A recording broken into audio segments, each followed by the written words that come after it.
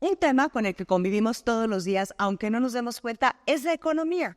Podemos no saber nada o ser expertos, pero siempre será bueno conocer dónde estamos y para dónde vamos. ¿Qué nos espera en este próximo sexenio? Y sobre todo, ¿cómo nos pegará en los bolsillos? Hablemos de esto acá en Trending.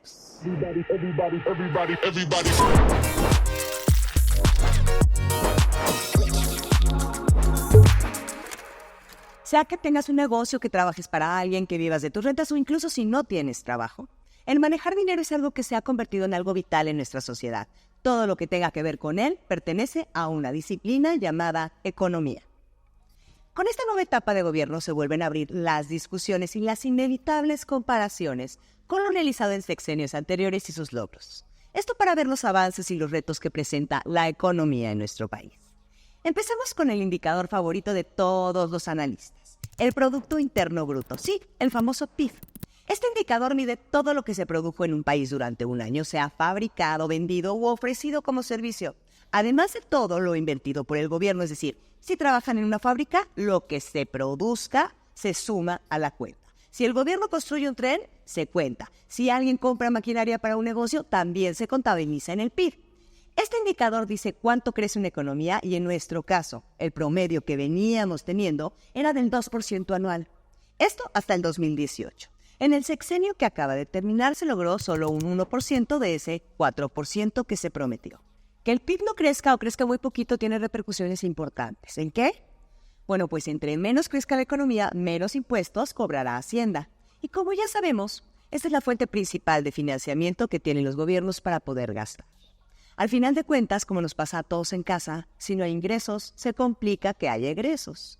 Financiar así los proyectos de un sexenio, sean aeropuertos o programas sociales, acaba costando más porque obliga a que se pague con deuda. Esto causa intereses que reducen lo que se puede gastar y bla, bla, bla, bla. En pocas palabras, es como cuando solamente pagas el mínimo de tu tarjeta de crédito y esperas recuperarte por arte de magia el mes siguiente, pero terminas arrastrando una deuda que se convierte en impagable, cayendo en un círculo vicioso. Es verdad que la administración que terminó tuvo retos importantes y que no se presentan seguido como la pandemia. Pero la medicina que se aplicó a la economía para que se recuperara tardó 2 años más en hacer efecto que en muchos otros países. Bueno, y es que eso pasa cuando preferimos usar remedios caseros en lugar de medicina moderna. Esto nos hizo crecer menos de lo que se podría esperar dadas las oportunidades que se nos han presentado, también poco usuales, porque para desaprovechar tiempos favorables somos especialistas, ¿a poco no? Los resultados en la economía han sido controvertidos. El gobierno federal reporta logros, pero siempre es bueno conocer el lado B de la historia para poder cuestionar lo que se nos presenta. Veámoslo rápidamente.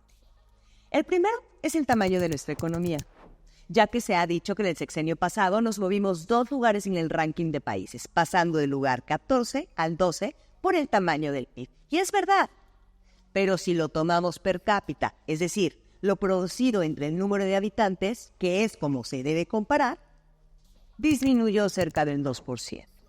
También se dice que se rompió el récord de inversión extranjera y también es verdad, pero no del tipo que nos conviene, ya que solamente han crecido las ganancias de las empresas que todavía están aquí.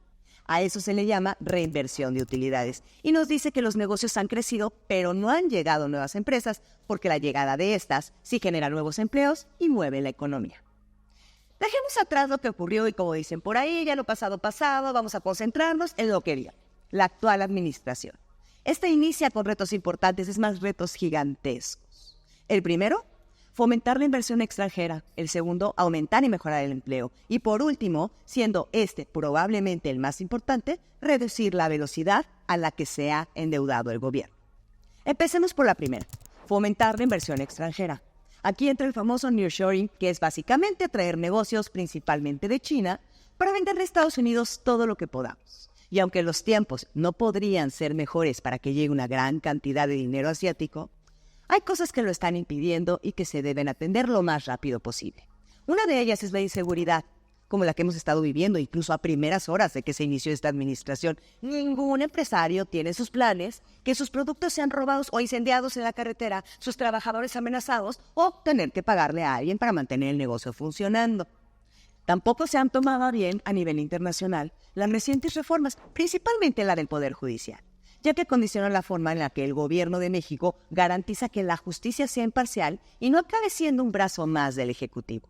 Cualquier empresario querría que, en un caso de disputa legal con su negocio o con los mismos empleados, haya alguien que le asegure que la impartición de justicia será honesta y eficiente. Ni qué decir de la muy probable desaparición de los organismos autónomos. Los inversionistas necesitan saber que el gobierno no va a cambiar las reglas a medio partido o no va a querer favorecer a sus empresas paraestatales sobre la competencia privada. A ninguno de nosotros nos gustaría que la competencia tenga ventajas injustas, ¿o sí? También se tiene a la vuelta de la esquina una nueva revisión del Tratado de Libre Comercio con Canadá y Estados Unidos. Y ya sabemos, las condiciones en las que se va a negociar dependen mucho de quién gane la presidencia en nuestro vecino del norte. Un lado está abierto al comercio internacional, mientras que el otro prefiere cerrar su economía y ponerle impuestos a casi todo lo que les vendemos. Ahí no se puede influir, pero esperemos que lo estén tomando muy, pero muy en cuenta.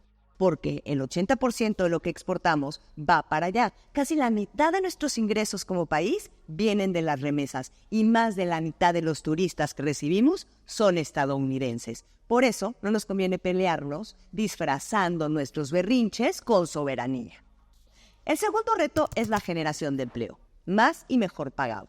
A pesar de tener buenos números de desempleo, cerca del 3% total, que para cualquier país sería un muy buen resultado, en nuestro caso este logro esconde una realidad que cada gobierno ha elegido no atacar: la informalidad. En nuestro país llega casi al 54%, es decir, más de la mitad de la gente que tiene trabajo lo tiene sin prestaciones, sin seguridad social y obviamente sin pagar impuestos. Esto no puede seguir así. Se debe tener un plan para reducirlo, ya no solo para obtener ingresos, sino para tener orden y poder hacer válidos los derechos laborales de estos trabajadores. Esto es un reto vital que debería estar escrito en mayúsculas y en negritas. Aquí entran 2 de los 100 nuevos compromisos que serán muy difíciles de cumplir sin tener repercusiones en toda la economía. Seguir aumentando el salario mínimo por encima de la inflación y reducir la jornada laboral de 48 a 40 horas semanales. En cuanto al salario, en la administración pasada se aumentó más del 200%, es decir, pasamos de 88 pesos diarios a 248 y se pretende llegar a más. Pero mantener ese ritmo sin generar más productividad, según los especialistas, es muy peligroso. Puede generar desempleo, ya que para los empresarios será cada vez más difícil mantener los mismos puestos de trabajo, pagando más y produciendo lo mismo. Además de poner presión a la inflación, sí, no es cuento. Llega un punto en que entre más gane la gente, más inflación hay. Si no me creen, basta con analizar las economías de Argentina o Venezuela. El tercer reto es cumplir con todos los programas sociales que se tienen, como becas y pensiones, las inversiones en infraestructura que se planean, como los miles de kilómetros de nuevas vías para trenes, los subsidios a los proyectos del gobierno pasado y la creciente masa de pensionados, y como por arte de magia, sin aumentar la deuda. Esto es crítico. Entre más dinero se comprometa, menos margen de maniobra se tiene. Más fácilmente se cae en pedir préstamos y más rápidamente la bola de nieve crece y se puede salir de control. De nuevo voltemos a ver al sur, a Argentina específicamente, en donde los niveles de deuda son elevadísimos y no hay quien invierta por allá. Desgraciadamente todo esto se mezcla y unas condiciones interactúan con otras. Por ejemplo, para que vengan inversiones, se requiere mejorar la red de distribución y producción de electricidad. Pero para hacerlo se necesita generar dinero. Y de ese no hay mucho. Así que terminamos pidiendo prestado o reduciendo gastos en otros lados que tal vez para ellos no sean tan importantes como la educación y la salud, pero que a la larga van a afectar la capacidad y bienestar de la mano de obra que requieren las inversiones. Todo esto que hemos visto lo tienen muy bien identificado los especialistas. Según la encuesta sobre ambiente de inversión que hace el Banco de México, 7 de cada 10 inversionistas ven que las condiciones para atraer dinero a nuestro país empeorarán en un futuro cercano. Y esto obviamente no es bueno para nadie. Los planes para combatir y reducir esta imagen de incertidumbre que proyectamos a los inversionistas deben de ser rápidos, claros y muy, muy precisos. De otra forma nos quedaremos viendo el tren del crecimiento económico pasar y ni adiós nos dirá. Yo soy Laisha Wilkis, nos vemos la próxima semana acá en Trend News.